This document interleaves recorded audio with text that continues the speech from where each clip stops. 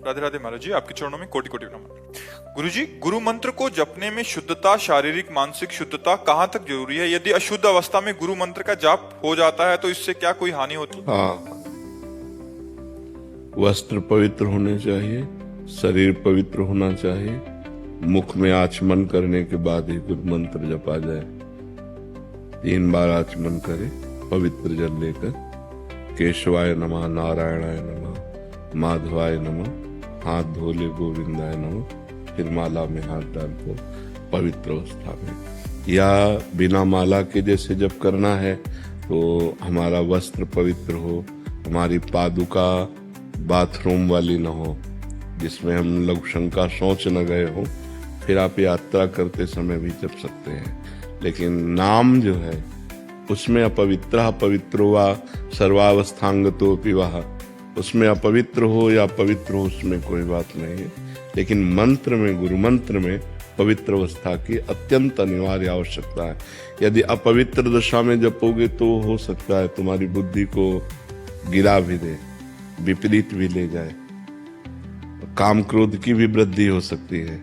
इसलिए मंत्र को पवित्र अवस्था में ही जपा जाए, जो वैदिक मंत्र हैं, गुरु मंत्र हैं, और नाम को हर अवस्था में जपा जाए।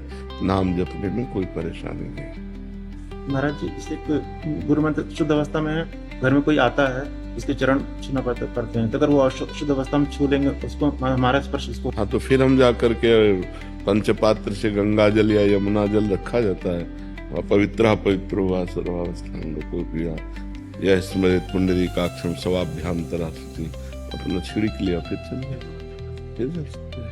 ऐसे जैसे माँ है और उसका छोटा बच्चा है और वो बार बार शौच करता है, उसको शौच को फेंकना है और बार बार नहाएगी थोड़ी, बार बार कपड़ा थोड़ी धोएगी, हाथ धोया और जल छिड़क लिया, अपने भजन में लगे।